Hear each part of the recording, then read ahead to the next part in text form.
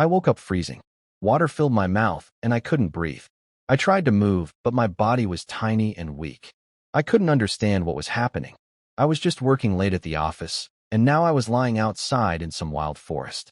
When my eyes finally cleared, I saw huge old trees and mossy rocks everywhere. Nearby, ugly creatures with glowing green eyes were eating something dead. The crunching sounds made my skin crawl. One of them noticed me. It started walking closer, drooling. The others followed. I wanted to run, to scream, but all I could do was let out a tiny cry like a kitten. That's when it hit me. I was a baby. I had somehow ended up in another world, in a baby's body, and I was about to be eaten. Then a massive howl shook the air. The ground trembled. The creatures panicked and ran away into the forest. I looked toward the sound and saw something incredible. A giant wolf stood on a high rock.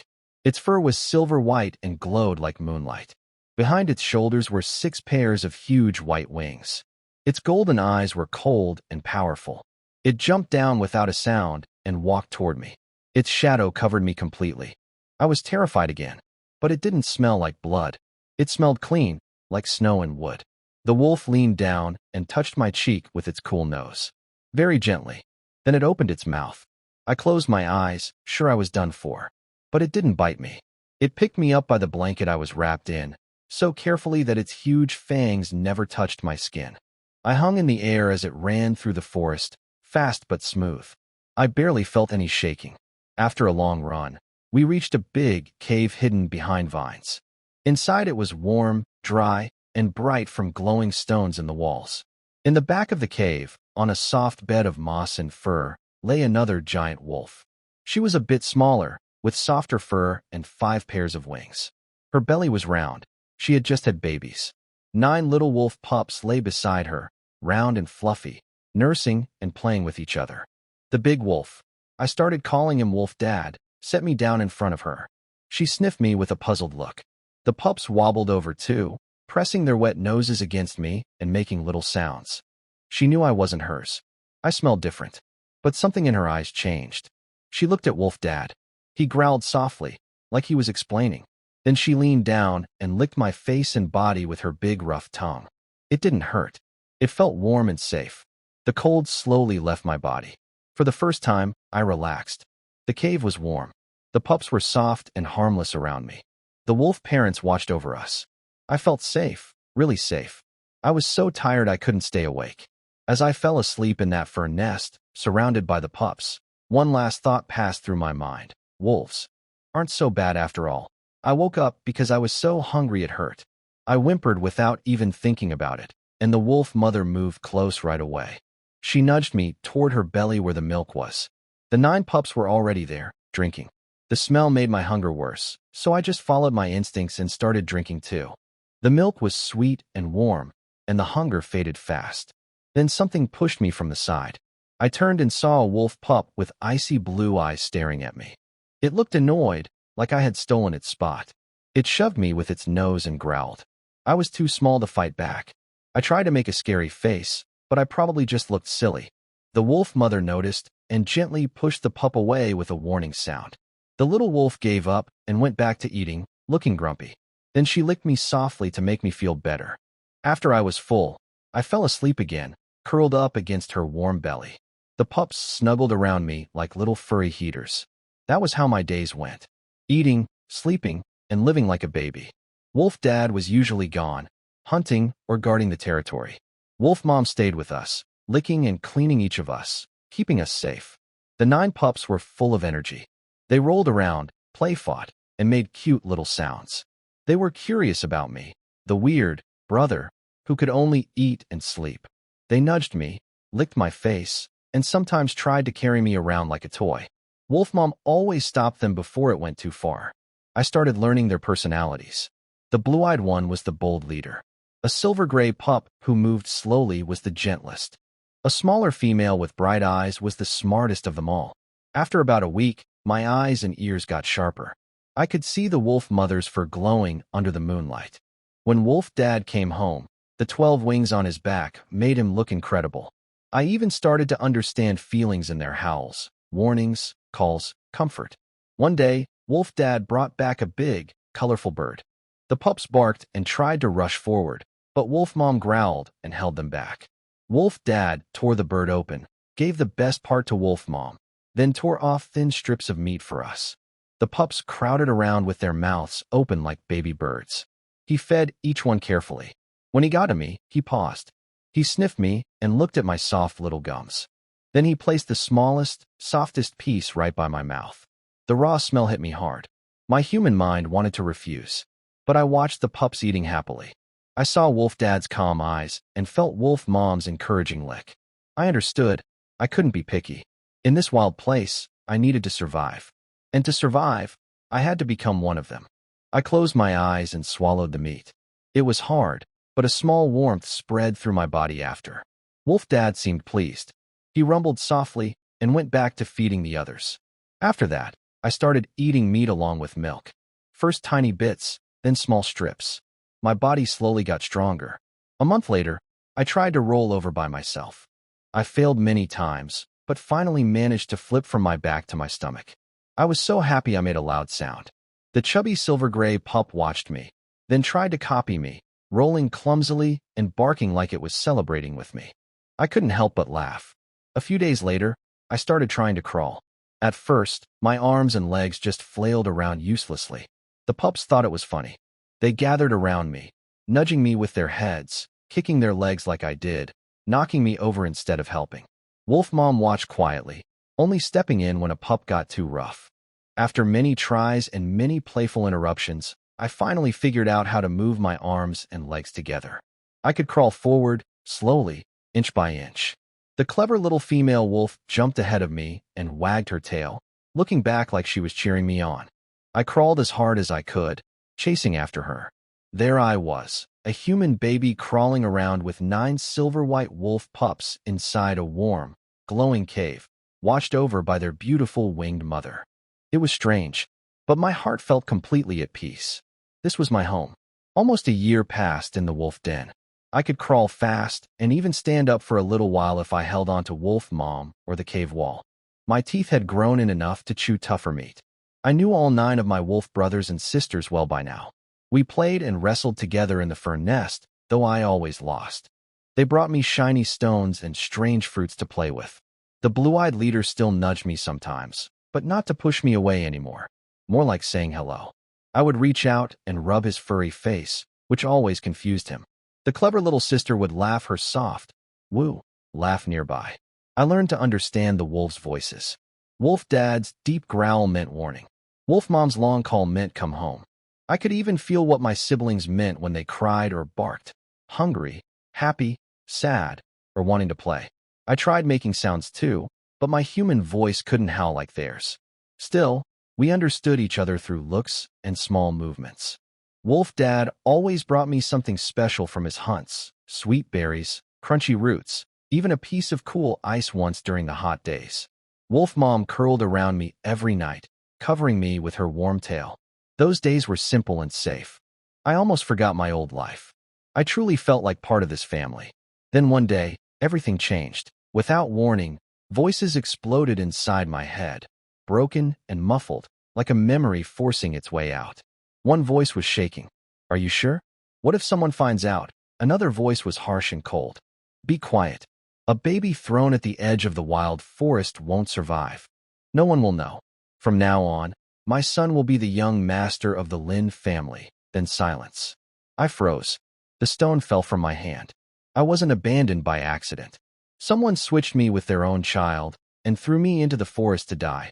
Also, their son could take my place and live in wealth. A cold worse than any winter spread through my chest. Then came anger and sadness mixed together. I had been just a helpless baby.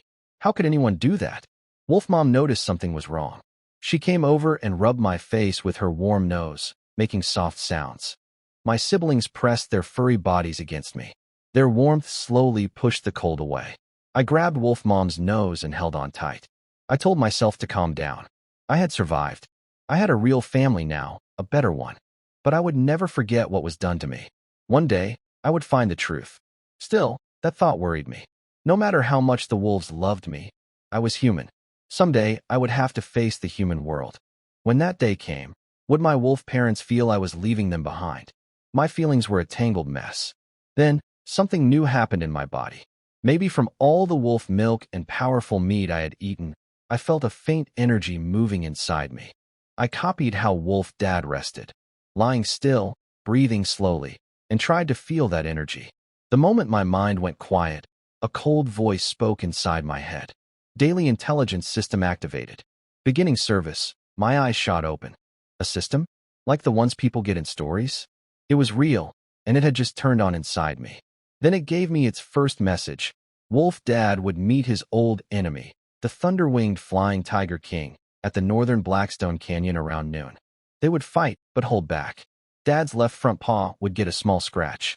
He would come home in a bad mood. I couldn't believe it. Could this thing really see the future? I waited, heart pounding. Right after noon, Wolf Dad came back. His silver fur still looked proud, but I spotted it right away, a light scratch on his left front paw. His golden eyes were colder than usual, and the air around him felt heavy. One of my brothers ran up to play and got a sharp growl that sent him running back to Mom. It was all true. Every detail. The shock slowly turned into relief. With this power, I had a much better chance of surviving in this dangerous forest. And maybe, when the time came, it could help me face the human world too. I looked at my grumpy wolf dad lying down, at my playful siblings tumbling around, at Wolf Mom watching over us all. The worry about my past came back, but this time something stronger came with it, a promise to myself. No matter what happens, no matter where life takes me, I will protect this family. I crawled over to Wolf Dad and put my small hand on his scratched paw. His cold eyes looked at me. The heavy feeling around him softened just a little. He let out a quiet breath and accepted my clumsy comfort. Outside, the sunset turned the forest gold and red. Inside the cave, everything was warm. I knew my life had just changed forever. The next day, the system gave me a new message. 300 meters southeast of the den, a special herb called blood condensation grass would be ripe at noon. My heart jumped. This was the first time the system told me about something I could actually reach. Wolf Dad was already out patrolling. Wolf Mom was lying in the nest, nursing the pups and humming softly. A few of my older siblings were rolling around and play fighting, their fur covered in bits of grass. I took a deep breath and started crawling toward the cave entrance, trying to look natural, like I was just going outside to enjoy the sun. My clever little sister lifted her head and gave me a questioning. "Woo?" I pointed toward the bright light outside and kept moving. She tilted her head, then got distracted when another pup pulled her tail. She pounced on him and forgot all about me. I made it out and let out a small sigh of relief. The air was fresh, but the world outside felt dangerous. Thick ferns stood like green walls around me. Stones and tangled roots covered the ground. I checked the direction and started crawling southeast. 300 meters used to be nothing, but for my baby body, it was a long, painful trip. Sharp stones cut into my hands and knees. I had to dodge bright-colored mushrooms that might be poisonous and stay alert to every sound. Sweat ran down my face. My palms turned red and raw, but I kept going. I had to get that herb. After a long time, I heard water running. I was close. I hid behind a thick bush and peeked through the leaves. A patch of damp soil sat near the stream, with several plants growing on it. One stood out, long narrow leaves with tiny teeth on the edges, glowing faintly red in the sunlight. That was it, the blood condensation grass. I crawled out from behind the bush and went straight for it. Everything else went quiet. I could only hear my own breathing and the scraping of my body on the ground. I grabbed the stem and pulled hard. It came out with roots and wet soil. A strange herbal smell spread through the air. I had it, but my happiness lasted only a second. A strong feeling of danger hit me, and then a sharp, furious hissing sound came from behind. My skin went cold. I didn't look back. I just crawled as fast as I could. Stones scratched my skin and left cuts, but I didn't care.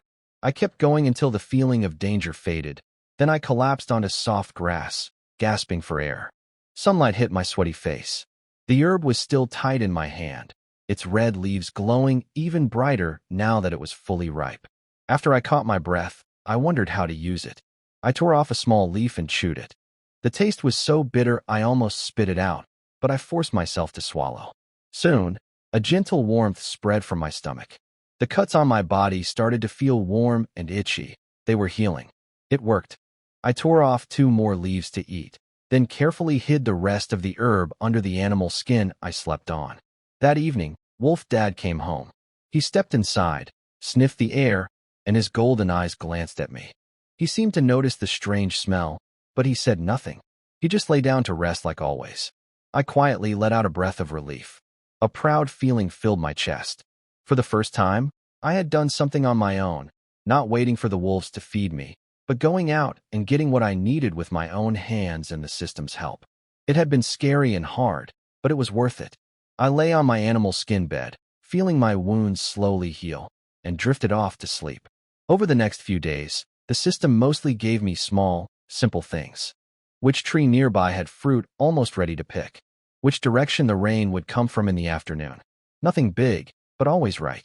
I used the information to find tasty wild fruits and brought them back for my wolf siblings. They nudged me happily and growled in a friendly way. I was starting to rely on the system more and more. The information came from random angles and never handed me anything directly, but it was always true. In a place like the wild forest, that was worth everything. One evening, Wolf Dad came back with his hunting team, but the feeling was different from usual. The wolves' growls carried tension mixed with the restless energy that comes after a fight.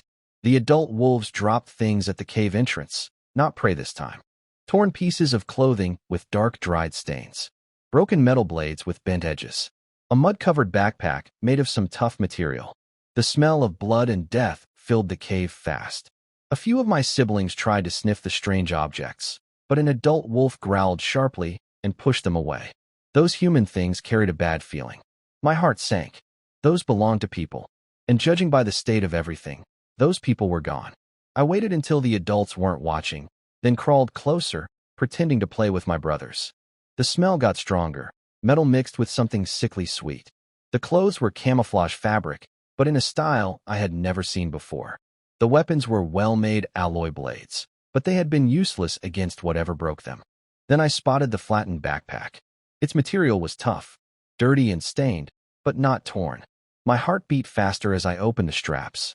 Inside I found half a hard biscuit wrapped in silver paper, a dented water bottle with no cap, and a few paper bills stuck together by dark stains. Then my fingers touched something small and hard, a little notebook sealed in a plastic cover. A chill ran through me. I shoved the notebook under my clothes, pressed it against my stomach, and crawled away from the pile as fast as I could. Late that night, when everyone was asleep, I pulled out the notebook under the faint glow of the glowing stones on the cave wall. My fingers trembled as I opened it. The writing was the same as in my old world.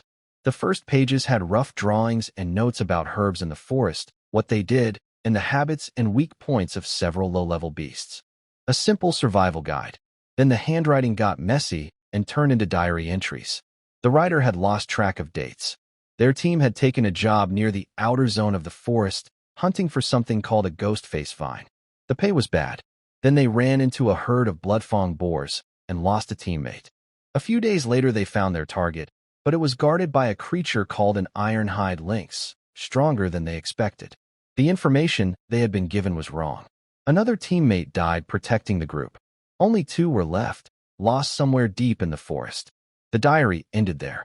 The last pages were soaked with dried dark liquid. Unreadable. I closed the notebook and sat still. The cold plastic pressed against my chest, and the chill reached deep inside me. This was the real face of this world. People risked their lives for training, resources, and survival, then vanished quietly in the forest without a trace. I touched my own warm arm. If Wolf Dad hadn't found me, a helpless baby like me would have had an even worse ending. At the same time, I noticed something. The things in the diary, the ghost-face vine, the ironhide lynx, were low-level threats found only in the outer parts of the forest. But I was living in the core area, protected by the Snow Moon Wolf clan. I had started from a much higher place than most people ever would. That thought gave me relief and a strange heaviness at the same time. The next day, I found a quiet, hidden spot and buried the notebook and the human belongings. I couldn't keep those things in the wolf den. I didn't want Wolf Dad and Wolf Mom to misunderstand. When I buried them, I moved gently, with quiet respect for the people who didn't make it out. As my body grew stronger from the wolf milk and meat, I started going farther from the den.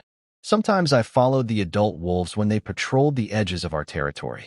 One old wolf took special care of me. I called him Uncle Gray Fawn. He was very old, with a deep scar over his left eye that had left it blind. He wasn't like the younger wolves who loved to run and hunt. He preferred to lie on a sunny hill, half asleep, watching everything with his one good eye. He didn't mind me following him around. I would practice crawling, try to stand, or clumsily copy the jumping moves my wolf siblings did. Sometimes he made a low rumbling sound. I could never tell if he was impressed or just laughing at me. He taught me things too. He would dig up plain-looking roots or knock down hard-shelled insects and signal me to eat them. That was how wolves taught their young to know what was safe to eat. I tried everything. Some tasted strange, some earthy, but nothing was poisonous. A few even gave me a small burst of energy. Slowly, I learned which leaves could restore strength and which ones could stop a small wound from bleeding. By watching Gray Fong and the other adults, I understood how powerful the Snow Moon Wolf clan really was. Their territory was huge. The wolves who patrolled the core area all had 4 wings, big bodies, and sharp eyes. They worked together perfectly. One howl from Wolf Dad could gather thousands of wolves in an instant. Under that kind of protection, I was safe, a strange but accepted member of the pack. Then the system gave me another useful message. 500 meters downstream from a small creek on the west side of our territory, a plant called ironbone vine was about to drop its seeds.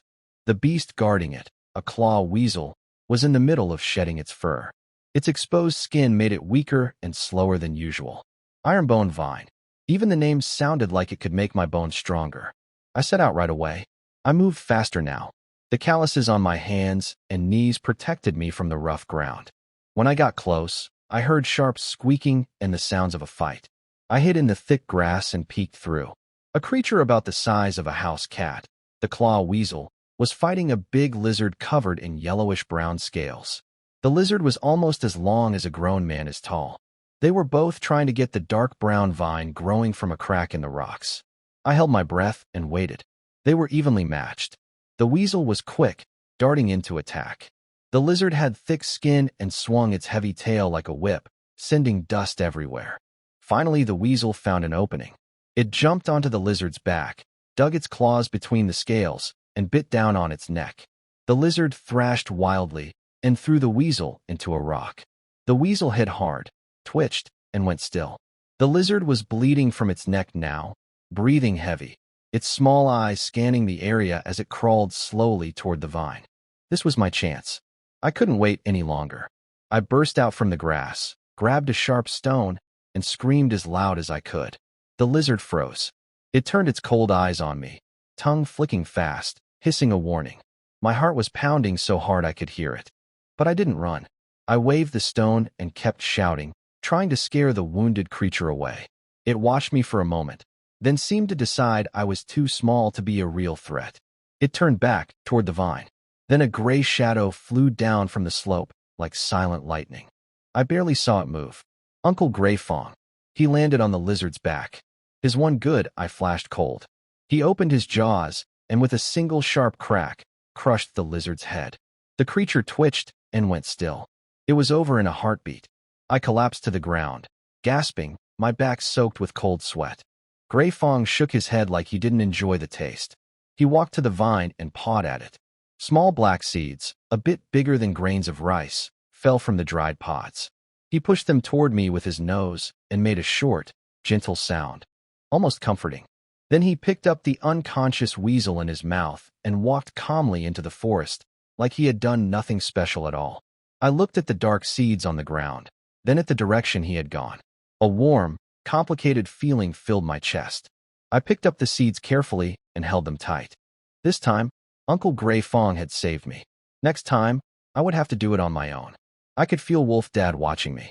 Whenever I tried climbing steeper rocks or practiced harder moves, I would see his powerful figure standing high above, his golden eyes sharp and steady. He never stopped me. It was his way of letting me try and testing how strong I was becoming. One evening, he came back from hunting and walked straight to me.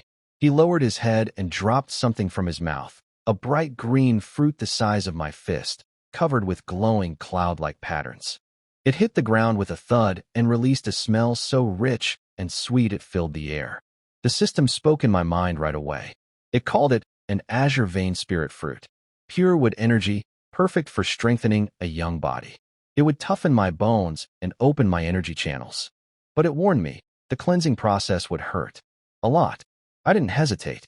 Wolf Dad had found this just for me. I picked it up and bit into it. The skin was crisp. Cool, sweet juice ran down my throat. Then a burning heat exploded inside me, racing from my stomach through every bone, muscle, and vein. The pain was like thousands of fiery needles stabbing me from the inside. I screamed, dropped the fruit, and curled up on the ground. My face went white. Sweat poured off me. I bit down so hard my gums bled. Wolf Mom stood up, whining with worry, but Wolf Dad stopped her with a firm growl. He stood close, watching me with calm, steady eyes. No pity, just the quiet strength of the wild. My siblings gathered around, pacing and whimpering, not understanding what was happening to me. The pain lasted nearly half an hour. When it finally faded, I lay flat on the cold ground, shaking, soaked in sweat. But then something new came. A lightness, a strength I had never felt before, rising through my whole body like fresh sprouts pushing through soil after rain. I moved my fingers and felt power in them. I pushed myself up and swung my arms. My bones hummed with energy. My skin felt tough, almost like armor. My eyes could see the patterns on leaves far away in the fading light. My ears picked up the sounds of insects underground. I looked at Wolf Dad and tried to smile. He breathed out warm air and seemed satisfied. He picked up what was left of the fruit, tossed it to a curious pup, then walked to his resting rock and lay down. After that, everything changed. I could crawl as fast as the wind. I could stand and walk with steady legs. I could even lift heavy rocks to train my arms. My chances of surviving in this forest had jumped up by a lot. A few days later, I followed Uncle Gray Fong to the edge of our territory, a rocky area full of old boulders. He found a sunny spot to nap as usual, while I practiced throwing stones at tree trunks. Then I noticed a flash of pale white in a crack between the rocks. My heart sank. I crawled over and pulled away the dried vines. It was a human skeleton, old, much older than the last remains I had found. The bones were gray-white and so fragile they could crumble at a touch. The clothes had rotted into nothing. Beside the skeleton lay a small black slab, about the size of my palm. It was covered in thick dirt, but mostly in one piece, with just a small crack at the corner. I picked it up and wiped it clean. It felt cold, not metal, not wood, light, but very strong. I found a tiny button and pressed it. Nothing happened. The screen stayed dark and dead. I sighed and was about to bury it with the bones, like I had done before. But when I turned it over, I saw something on the back. A symbol, a fruit with a bite taken out of it. An Apple logo. My whole body went cold. Thunder exploded in my head. Memories from my old life came flooding back. Skyscrapers, keyboards, subway wind, the smooth glass of a phone screen. The world I came from flashed before my eyes, sharp and real. I had always believed I had crossed into a completely different world, a place of martial power and strange energy. There were flying ships and rune engines here, but none of it matched the technology one once knew. Yet this one familiar symbol shattered everything I thought I understood. Who was this dead person? Someone like me, from my old world? Or had this world and mine once been connected? Maybe even shared the same beginning? Questions flooded my mind. I gripped the cold slab so tight my knuckles turned white. Uncle Gray Fong's puzzled growl pulled me back. I took deep breaths of the cold forest air and forced myself to calm down. It didn't matter right now. Whatever the truth was, I was Lin Huang, a child of the wolf pack. I took one last long look at the logo, then buried the slab together with the nameless skeleton under a huge rock. I marked the spot in a hidden way so I could find it again someday. I turned and walked back toward home. The setting sun stretched my shadow long across the wild forest floor. Inside me, the power from the green fruit flowed warm and steady through my veins. I needed strength. Real strength. Not just to survive. Not just for revenge. But maybe, one day, to uncover the secrets of this world and find the hidden thread that might connect it to the place I once called home. I took a firm step forward and walked toward the cliff where my family waited. Time passed quietly in the wild forest, like the small stream running through our territory, calm but never stopping. Wolf Dad kept bringing me strange spirit fruits. Some were red as fire and filled me with warmth and power. Others were blue as ice and made my mind clear and sharp. Wolf Mom found special roots and herbs, chewed them up, and placed them on my training wounds. They always healed fast. Between the energy-rich meat, the spirit fruits, and the small chances my system pointed me toward, my body grew incredibly strong. I wasn't a crawling baby anymore. By the time I turned 10, I was leaner than most human children, but every muscle in my body held real power. My skin was a deep bronze from years of sun and wind. My black hair was long and untrimmed, curling around my face. My eyes were sharp, always watching, always alert. I ran barefoot over rough ground without thinking about it. The calluses on my feet were thick enough to crack small stones. That year, Wolf Dad stopped letting me just tag along with Uncle Gray Fong on lazy walks. I was told to join my wolf brothers and sisters in real training, to learn the hunting skills of the Snow Moon Wolf clan. And it wasn't until I joined those hunts that I finally understood just how huge and powerful the family that raised me really was. Before, I had only seen the wolves close to our den, relatives and guards. But the first time Wolf Dad brought me up to the tall watchstone, and I looked down at the valley below, I couldn't breathe. It was a silver sea stretching as far as I could see. Thousands and thousands of Snow Moon wolves stood in perfect formations, arranged by size, wing count, and strength. Young warriors with 1 pair of wings, strong fighters with 4 or 6, even wolf generals with 8 wings whose presence felt like small mountains. They all stood silent, their silver fur shining like metal under the sun. Tens of thousands of wings folded tight. The air was thick with power. The only sounds were fur rustling in the wind and my own pounding heart. Wolf Dad stood at the highest point. His 12 wings spread slowly behind him, casting a shadow over everything. He didn't even need to howl. With just a thought, the wolves below moved like a perfect machine, splitting into streams heading off to patrol, guard, and hunt.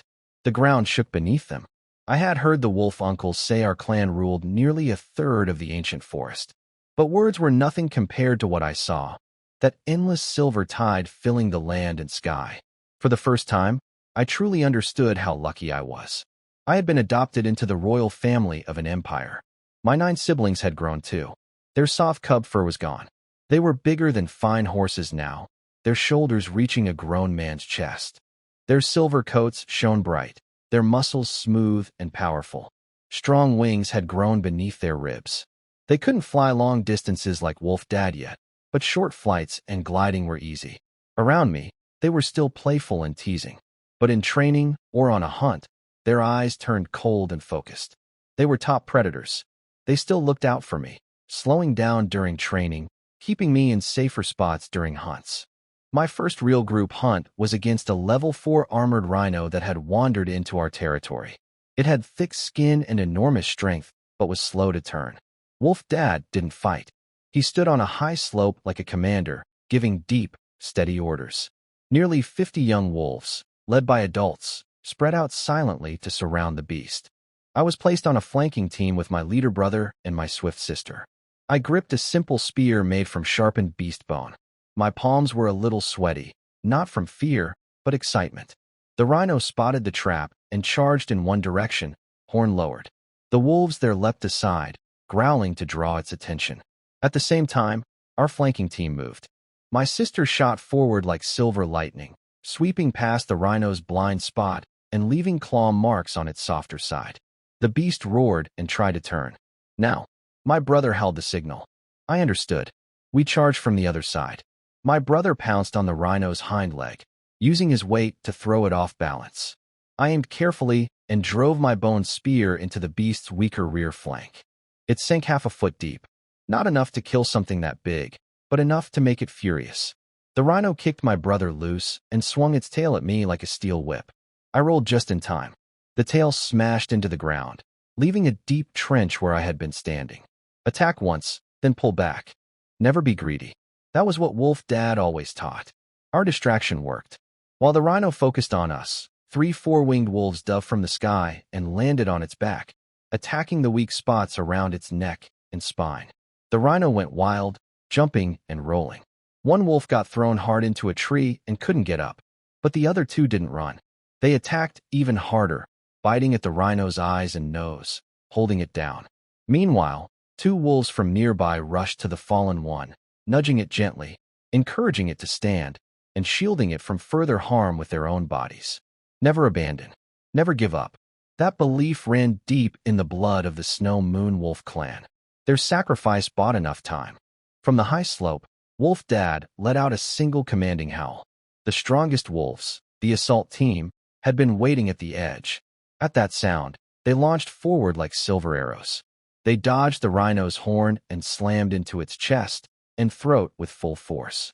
The massive beast staggered backward, its throat torn open, letting out a choked, gasping sound. Attacks poured in from every side like waves. The battle was over. The rhino's huge body crashed to the ground. Every wolf, wounded or not, raised their heads and howled together. Pride and unity filled the air. The two wolves who had protected their injured companion helped it limp toward the fallen prey. They would get the best parts of the meal to help them heal. I stood there, chest heaving, watching it all. The perfect teamwork. The fearless courage. The deep loyalty to every member of the pack. I wasn't just learning how to hunt. I was learning what it meant to be part of this family, to carry their spirit inside me. 2 more years passed. I was 12 now, and my 9 siblings and I were part of the pack's daily hunting team. Our targets were level 4 to level 6 wild beasts, the perfect challenge for our training. My siblings had grown powerful. Most were level 3, and my eldest brother was nearly level 4. They still worked as a perfect team, always keeping me in the safest spot, giving me the easiest openings. I was grateful, but deep down I felt a quiet fire. I didn't want to be protected forever. Years of training and spirit fruits had made my body incredibly strong. I was still smaller than my siblings, but my strength, speed, and reflexes matched any level 2 beast. I had improved my weapon too, a short spear made from the main claw of a level 6 razor weasel. It was wickedly sharp, and I tied it to my wrist with tough tendons so I would never lose my grip. One day, our target was a group of spiked boars, level 3 beasts, powerful and covered in sharp spines, but not very smart. The pack surrounded the herd and split them apart. My siblings each picked a target. The air filled with growls and squealing. I spotted a strong male boar that had just knocked down a young wolf and was trying to escape. I took a deep breath. Instead of waiting for cover like I usually did, I leapt from my hiding place and chased after it alone. The adult wolves noticed and growled with worry. But my eldest brother, now an imposing leader with cold blue eyes, gave a low command to hold them back. He watched me and chose to trust me. The adults spread out quietly, blocking the boar's escape and keeping other beasts away, but they let me fight. I focused completely. I knew these boars charged fast in a straight line, but were clumsy at turning. I used the thick trees as cover, changing direction again and again, wearing it down. The boar got angry. It stopped, turned around, scraped the ground with its hooves, lowered its spiked back, and snorted. Then it charged straight at me like a small tank. I didn't run. At the last second, I dodged left, light as a falling leaf, and drove my spear into the soft side of its neck with everything I had. The spear sank deep. The shock numbed my wrist, but I held tight to the tendon rope. The boar shrieked, stumbled forward a few more steps, then crashed to the ground. Its legs twitched. Blood poured from the wound. Then it went still, clean and fast. The wolves watching nearby growled with approval. My eldest brother walked over and rubbed his big head against me, making a soft, proud sound. I pulled out my spear and wiped it clean, breathing hard but feeling a deep pride. My first solo kill of a level 3 beast. We carried our prey back toward the den. I walked in the middle of the group with the boar on my shoulder. I was tired, but my steps felt light. Then, as we neared the heart of our territory, the lead wolf stopped and gave a low warning growl. Every wolf went alert instantly. I looked up and saw them. Humans. 7 or 8 of them, standing in a clearing ahead. They wore matching blue and white uniforms and carried exploration tools. Some were injured and looked exhausted. At the front stood an old man, maybe 60, with gray hair but sharp, bright eyes. A faint scar crossed his face, giving him an air of authority. He raised his hand to stop the young men behind him from drawing their weapons. His eyes were full of shock as he stared at our disciplined pack, and at me, a human boy carrying a boar on my shoulder, with bronze skin, loose black hair, and and wild eyes. The two sides froze. My wolves bared their teeth and growled, pulling me and our prey to the center. The humans gripped their weapons tight. The old man's gaze went past the wolves and locked onto me. He looked like he couldn't believe what he was seeing. I was stunned too. For the first time in 12 years, I was looking at other humans up close. Curiosity, caution, a strange sense of familiarity, and the cold memories of being abandoned. Everything hit me at once. My eldest brother howled, and the pack moved to surround the humans. In this world, beasts and humans were enemies, and these people had walked into our territory. The wolves took position and prepared to attack. I growled a command to stop them. The wolves froze. My brother looked at me, confused. I shook my head and stepped forward to stand beside him, facing the humans. The old man took a deep breath, trying to keep his voice calm and kind. He stepped forward, ignoring the warning growls, and looked straight at me. "Child, can you understand what I'm saying?" I looked at him for a long moment. I could understand. The language here was the same as the one from my old life, though I hadn't spoken it in years. I nodded. My voice came out rough and rusty. Yes. Everyone stared at me with wide eyes, as if I had said the most impossible thing in the world. "Why are you here?" the old man asked carefully. I looked back at him, my eyes cold but curious. "This is my home." They all went silent. I could see in their faces. They could hardly believe that the territory of the Snow Moon Sky Wolf King, one of the 3 kings of the eastern wilderness, was home to a human boy. The wolves guided me and our prey safely back to the cave, keeping far from the humans. But that meeting wouldn't leave my mind. Their words, their equipment, the shock and curiosity in their eyes, it all kept replaying. I knew, deep down, that I was different from my wolf brothers and sisters. The human world was full of unknowns and danger, but it might also hold answers about who I really was. A few days later, the old man came back. He was the headmaster of a place called Sanghue Academy. This time he brought 2 injured students and no weapons, just a few glowing herbs to show he meant no harm. He wanted to trade for food and water, and he asked to see me again. Wolf Dad allowed it, watching from above with cold golden eyes. The headmaster tried to talk to me. He asked my name and how I had lived here. I kept my answers short. I told him Wolf Dad and Wolf Mom raised me. I said nothing about the system or the voices from my past. He didn't push. Instead, he told me about the outside world, a city called Dongjin, his academy, how human society worked, and the path of warriors that started with body training and could lead all the way to godhood. He said with my talent and foundation, my future could be limitless. He was honest about the dangers too. He didn't force me. He just offered an invitation. I listened in silence, my heart torn. Part of me longed to see the human world. Part of me resented it and didn't trust it at all. But I knew he was right. I couldn't stay in the forest forever.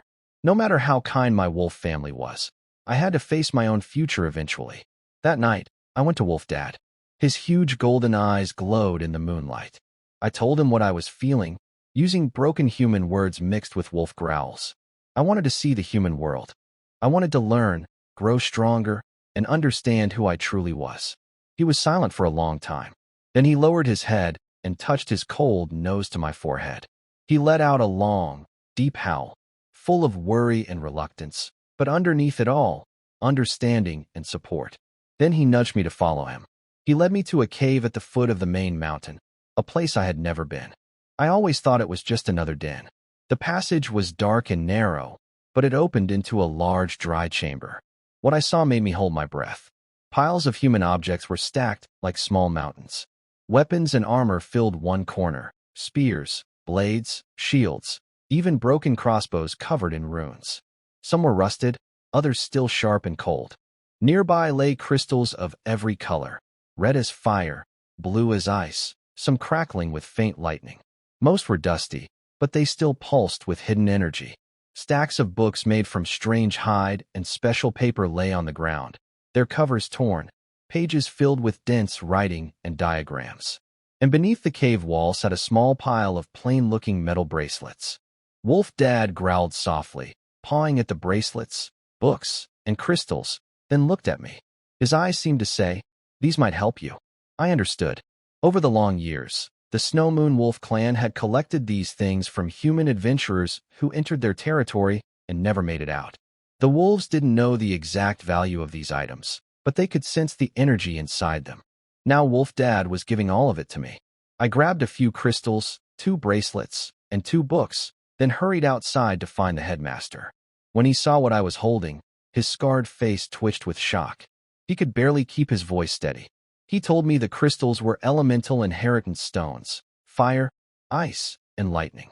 The books were real cultivation manuals, the kind controlled by powerful families and academies. Then his eyes went to the bracelets. He told me to focus my mind on one and try to open it.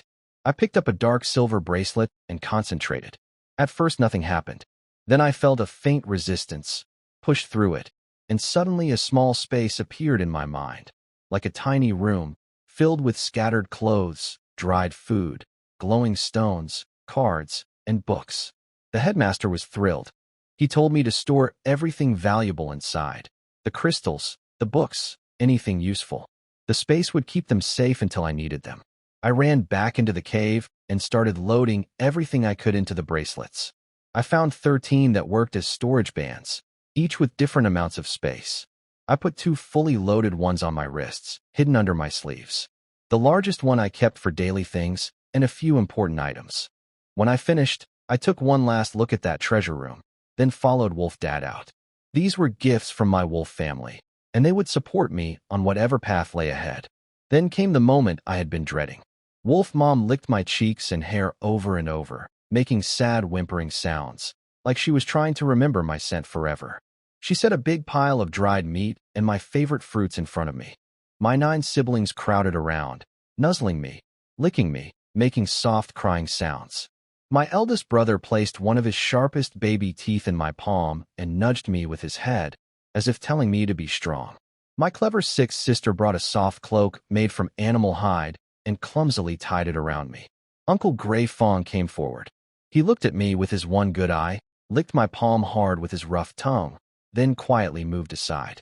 The entire Snow Moon Wolf clan stood around us in silence, sending off their strange child. The tears finally broke through. I hugged Wolf Mom's warm neck as tight as I could. I touched each of my siblings' heads. My voice choked, and I couldn't get words out. 12 years of warmth, protection, play, and teaching flooded through my mind and turned into hot tears. Last of all, Wolf Dad came. He lowered his massive head.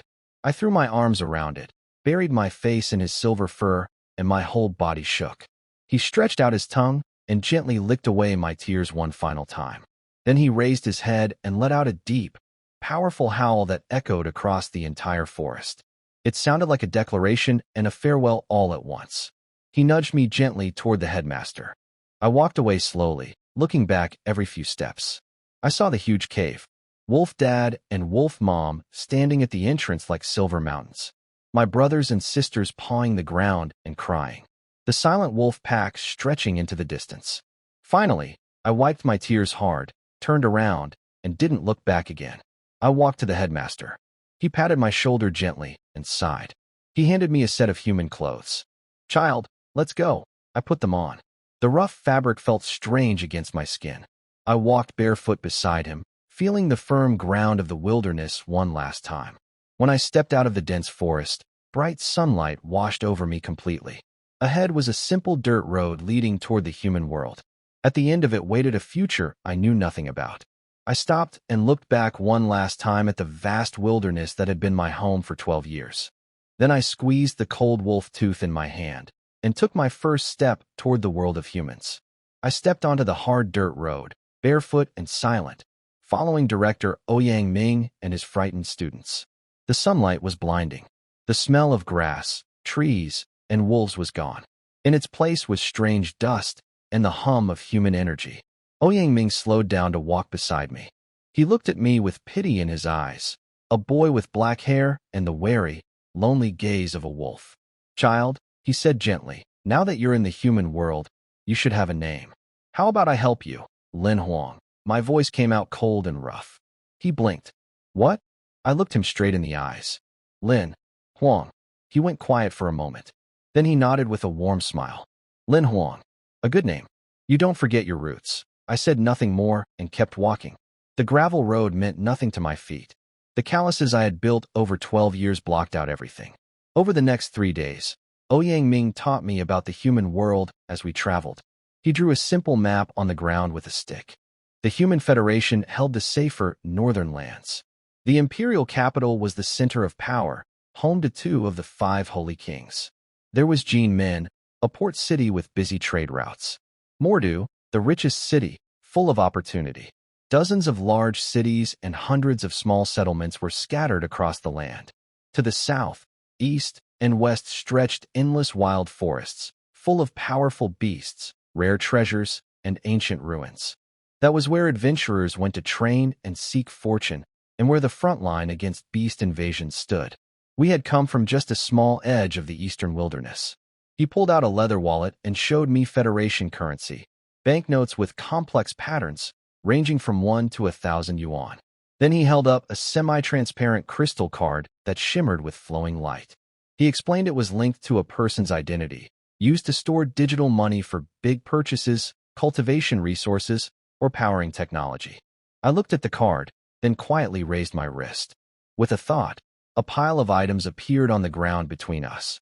Bundles of Federation currency in different amounts, totaling over 100,000 yuan. 7 or 8 crystal cards of different styles, some old and worn, some stained dark with blood. Ouyang Ming stopped mid-sentence. His eyes went wide.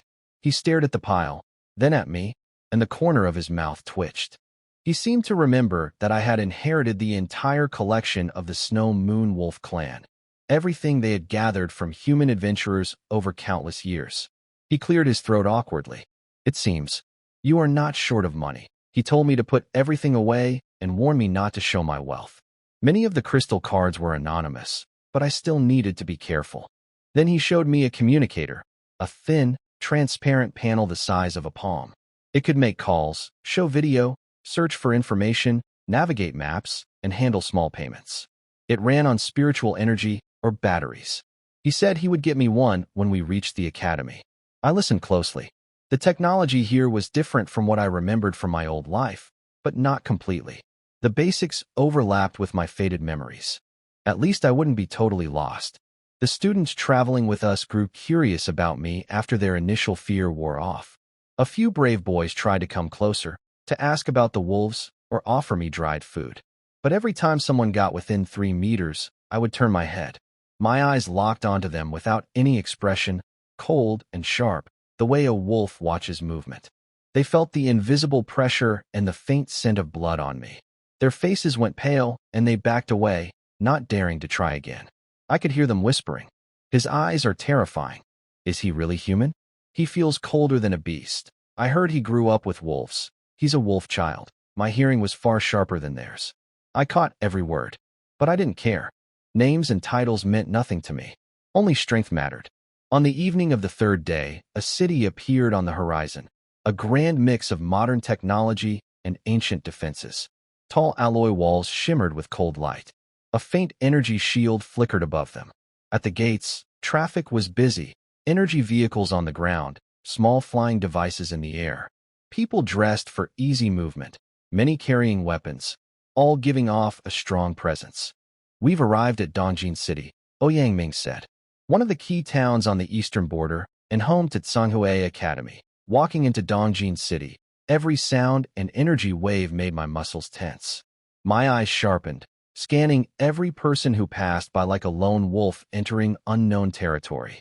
The tall buildings, floating screens, and roaring vehicles. It was all so different from the forest. Much more complicated, much less comfortable. Ouyang Ming brought me straight to MANHWA Academy in the east part of the city. The place was huge, like a city inside a city, with modern classrooms and old-style training grounds mixed together. In his office, he had someone bring me a blue and white academy uniform and a pair of soft-soled shoes. Change into these, Lin Huang. Here, clothing represents status and rules. I took the clothes and removed my animal hide. It had been so long since I wore human clothes that I fumbled with them for a moment before getting them on. The fabric pressed against my body and felt wrong. The shoes were worse. I tried them, decided they were useless, and held them in my hand. I stayed barefoot. Ouyang Ming gave me a helpless smile, but didn't argue. He figured I wouldn't adjust to group life right away, so he gave me a small courtyard next to his own house. It was quiet, a bedroom, a meditation room, and a bathroom. For me, that was already more than enough. That night, he came to my courtyard with a serious face. Lin Huang, since you've chosen to enter the human world, the most important thing is understanding its power system, martial arts. I sat cross-legged on the cold stone floor and listened carefully. He didn't start with the levels right away. Instead, he asked me a question. Do you know why humans can still stand strong when wild beasts are so powerful? I shook my head. Because of the martial arts system. Countless pioneers created and refined it over generations. It pushes the body, energy, and spirit to their limits. Then he walked me through each stage. The first was body refining, strengthening muscles, bones, skin, and organs. At its peak, a single punch carries 1,000 pounds of force. The body moves like wind and becomes tough as iron. He said that was only the beginning. 1,000 pounds. I clenched my fist quietly. I felt like I had already passed that. Next was origin opening, unlocking the energy core inside the body, drawing in energy and refining it into inner power. That power could boost attacks, strengthen defense, and even strike from a distance. Over 2,000 pounds of force. Several times faster. One person could face 100. Then the Chi C, where the energy core expands and power flows like a tide. Energy extends beyond the body, allowing powerful techniques. 5,000 pounds of force, speed matching a galloping horse. After that, the divine repository, awakening hidden potential, sharpening perception to detect the smallest flaws. Energy could take the shape of a beast. Nearly 10,000 pounds of force. Then the soul palace, where the mind touches reality. Controlling objects with thought, short flight. A true master's level. Strong enough to face an entire army alone. Above that, the manifestation realm. Energy and soul merge into a personal avatar that draws on the power of heaven and earth. It can destroy fortresses and fly freely through the sky. Then the domain realm, where one understands the laws of nature and creates a personal domain. Inside it, you are nearly unbeatable.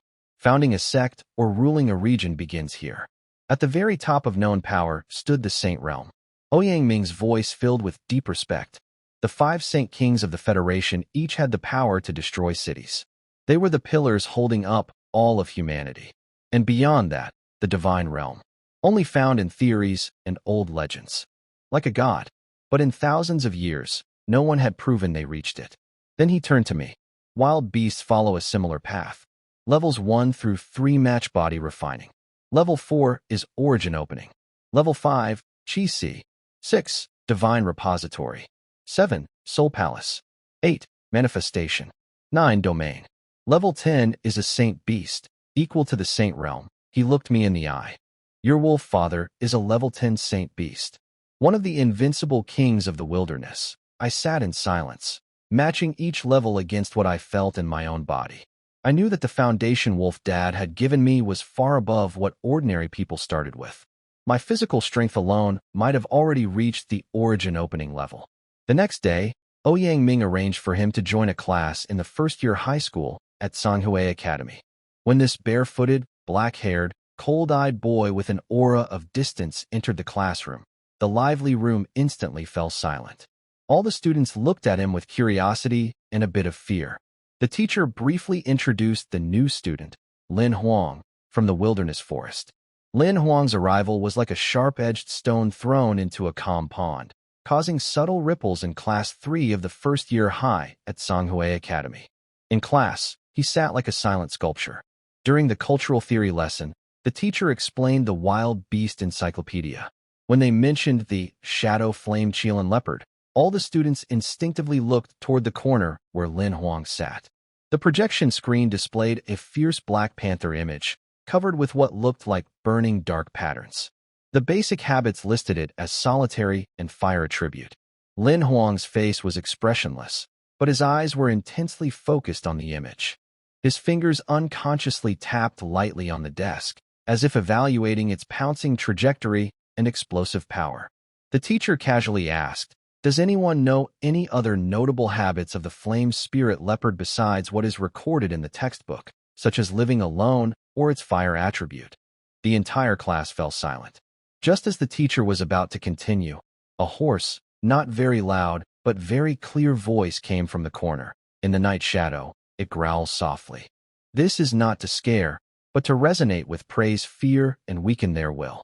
Before attacking, its tail tip flashes with flames 3 times.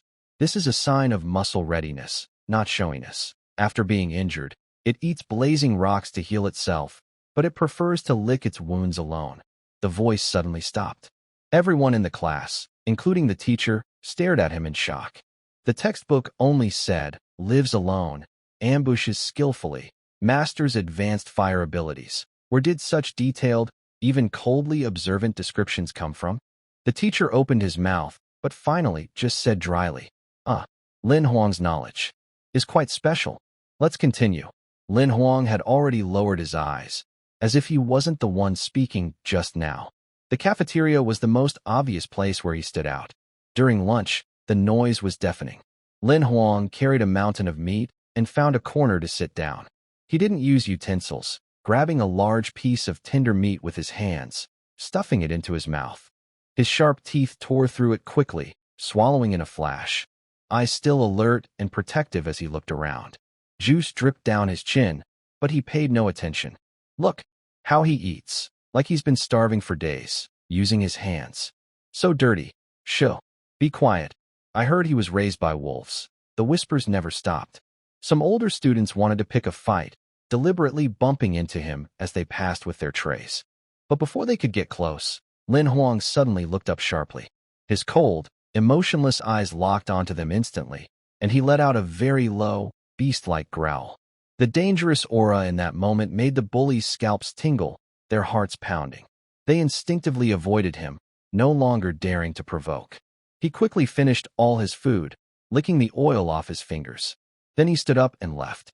The whole process took less than 10 minutes. He never interacted with anyone, as if eating was just a task to be done efficiently. The practical combat class was the only place where he showed a little bit of activity. Inside the large training hall, students fought in pairs, practicing basic fighting skills and energy use. Other students would laugh or hold back, but Lin Huang was completely different. His opponent was a strong boy in the middle stage of body refinement. As soon as the teacher gave the command, Lin Huang lunged like a fierce wolf attacking prey, without any warning. His speed was very fast, and he even crushed a small piece of stone on the ground with his foot. The boy saw a blur, felt a strong wind, and before he could activate his energy, he was hit hard in the chest by a simple but powerful rush relying on raw strength and weight.